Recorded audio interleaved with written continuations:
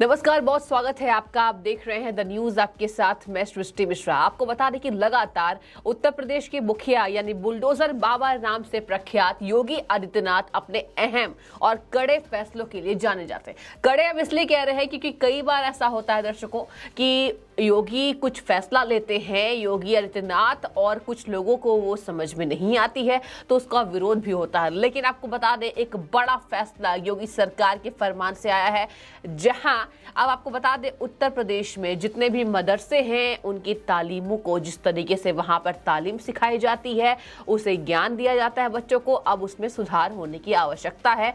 और इन्हीं मुद्दों को लेकर योगी सरकार ने नया फैसला सुनाया है। जहां अब आपको बता दें कि मदरसों में योगी सरकार ने यह फैसला लिया है कि बच्चों को तालीम के साथ साथ एनसीईआरटी की पुस्तकें भी पढ़ाई जाएंगी, यानी कि बेसिक शिक्षा मॉडल जिस तरीके से हम कह सकते हैं मदरसों का, उसमें सुधार होने वाला है।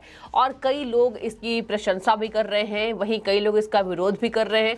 लेकिन आपको बता दें कि कई लोग मदरसों के जिस तरीके से अध्यापक हैं, जितने भी मौलाना हैं, वो इन फैसलों का खुलकर प्रशंसा कर रहे हैं कि योगी सरकार के इस फैसले को वो स्वागत कर रहे हैं और कह रहे हैं कि ये सही है। ये होना चाहिए कि एक हाथ में बच्चों को तालीम सिखाई जाती है और दूसरे हाथ से उन्हीं बच्चों को कंप्यूटर चलाना आना चाहिए। तो एनसीईआरटी की पुस्तकें पढ़ाई जाएंगी, जिसके बाद आपको बता दें एनसीईआरटी की तर्ज पर अब मदरसों में पढ़ाई होगी।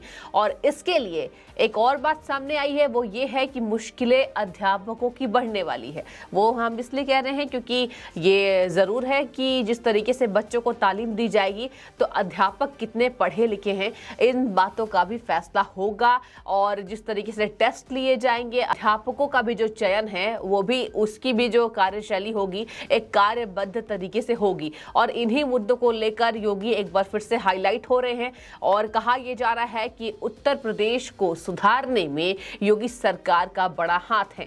क्योंकि हम आए दिन देखे थे कि किस तरीके से जब मदरसों में कुरान पढ़ाई जाती है, जिस तरीके से धर्म विशेष को बताया जाता है, और उस हिसाब से ये भी बात सामने आ रही थी कि बच्चे आखिर धर्म के पुस्तकों में ही अगर उलझ कर रह जाएंगे तो बाकी के ज्ञान कैसे ले पाएंगे। और इन्हीं मुद्दों को लेकर सरकार कई तरीके से रिपोर्ट भी पेश कर रही थी। और ये भी आपको बता दें कि कई बार ये भी बात सामने आई है कि किस तरीके से उत्तर प्रदेश के अलग अलग मदरसों में जो जिसकी मान्यता प्राप्त है, जिसकी मान्यता नहीं प्राप्त है, उसकी भी जांच कड़ी तरीके से चल रही है। और फिलहाल सर्वे किया जा रहा है कि आखिर कितने ऐसे मदरसे हैं जहां पर ये जो तालीम है वो दी जाती है और कितने ऐसे मदरसे हैं जो गैर मान्यता प्राप्त है।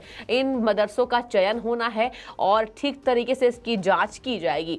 आपको बता दें कि पढ़ाई का अंदाज बदलेगा और इसी के साथ साथ इन सिलेबस को लागू करने में किसी प्रकार की कोई समस्या ना हो, इसको सुनिश्चित करने के लिए दर्शकों आपको बता दें बड़ी खबर सामने आ रही है कि यूपी मदरसा बोर्ड के शिक्षकों को ट्रेनिंग देने की शुरुआत जल्द ही की जाएगी। इसके साथ ही वो भी सिखाया जाएगा कि आखिर एनसीईआरटी की पुस्तकें किस तरीके से पढ़ाई जाती हैं।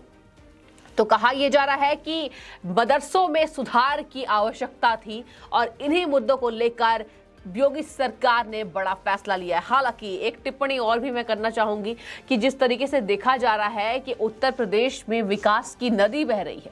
नदी हम इसलिए कह रहे हैं कि अब विदेशों में ये चर्चा हो रही है कि आखिर बुलडोजर बाबा किस तरीके से काम करवाते हैं और आखिर योगी सरकार अपने फैसलों को लेकर कितने एक्शन मोड में दिखाई देते हैं, आराम नहीं करते हैं और शिक्षकों को सुधारने के लिए ये कवायद तेज कर दिया उन्होंने। इसके साथ ही उत्तर प्रदेश में जो विकास का मॉडल है उसकी चर्चा देश विदेश में भी की जा रही है। हाल में ही हमने देखा था कि किस तरीके से योगी जब मुंबई जाते हैं तो वहां पर भी उनका वेलकम किया जाता है, इन्वेस्टरों के साथ, बैंकर्स के साथ उनकी मुलाकात होती है और हर जगह यही चर्चा कि आखिर उत्तर प्रदेश कितनी तेजी से सुधरता हुआ राज्य है, सबसे बड़ा राज्य है। और इसके साथ ही ये कहा जा रहा है कि जिस तरीके से वहां की कमान संभाली है योगी आदित्यनाथ ने, उसकी जितनी भी प्रशंसा की जाए कम है। इसके साथ ही आपको बता दें कि ये भी बात सामने आ रही है दर्शकों जहां यूपी मदरसा बोर्ड के चेयरमैन इफ्तिखार अहमद ने ये बताया है कि मान्यता प्राप्त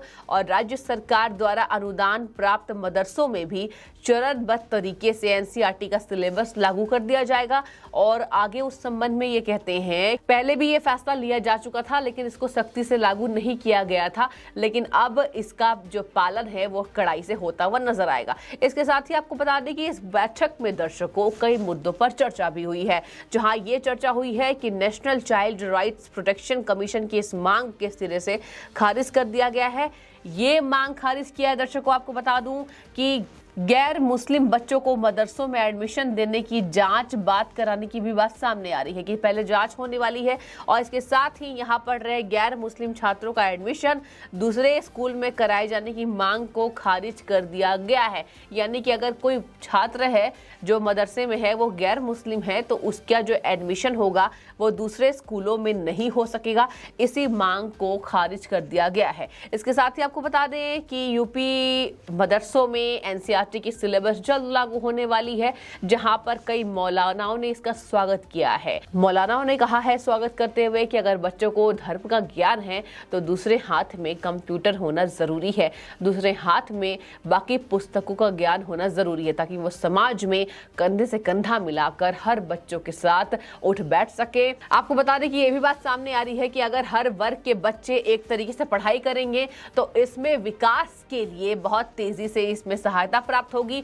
बच्चों की सहायता के साथ साथ विकास का मॉडल बदलेगा, उत्तर प्रदेश बदल जाएगा। और कहा यह जा रहा है, ऐसे आपको बता दें कि कई लोग इसका विरोध भी कर रहे थे कि आखिर इतनी जरूरत क्या है, मदरसों में हमें सुधार नहीं चाहिए। शायद इसलिए क्योंकि वहां पे अध्यापकों को भी ट्रेनिंग दी जाएगी। उससे भी कुछ अध्यापकों ने इनकार किया है कि आखिर जिस तरीके से स्थान को ना बदला जाए, जितने अध्यापक वहां पर पहले से पढ़ा रहे हैं उनको ना बदली किया जाए, और इन्हीं डर से कुछ अध्यापक इसका विरोध भी कर रहे थे। लेकिन मदरसों के चेयरमैन ने जिस तरीके से कहा है कि ये एक बहुत अच्छी बात है, विकास के लिए बहुत बड़ी सहायता करेगी ये बच्चों के विकास के लिए, क्योंकि आज के ज़माने में जिस तरीके से तेज़ी से विकास चल रहा है उस पर मदरसों में जो तालीम दी जाती है उसके साथ साथ एनसीईआरटी की पुस्तकें बहुत ही सहायक होंगी। आपको बता दें कि ये भी बात सामने आ रही है कि सुधार के साथ साथ नियम कानून भी बदलेंगे, और अगर मदरसों में इन नियमों का पालन ठीक तरीके से नहीं होता है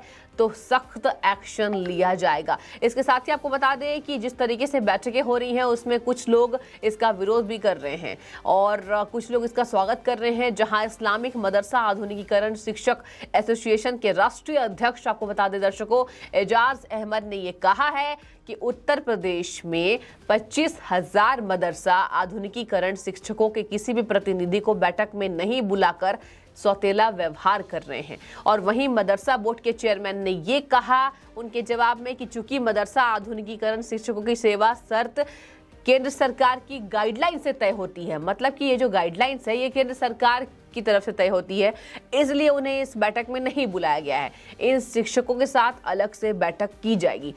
और इसके साथ ही आपको अंतिम में बताती जाऊं दर्शकों कि आजमगढ़ में कई ऐसे मदरसे हैं जो गैर मान्यता प्राप्त है, जहां ये बात सामने आई है कि 313 में से यूपी के आजमगढ़ की मैं बात कर रही हूं, 12 मदरसों ने ही तय मानकों के मुताबिक सुधार किया है। और एसआईटी जांच में ये पता चला है कि 301 मदरसे अब भी मानक के विरोध चल रहे हैं। तो जो भी मदरसा मानक के विरोध में चल रहा है, विरुद्ध चल रहा है, उसके खिलाफ जल्द एक्शन लिया जाएगा। लेकिन आप किस तरीके से इस फैसले को देखते हैं, योगी सरकार के इस फैसले को, कि अब केवल कागज में ही नहीं लेकिन बुद्धि में विकास किया जाएगा।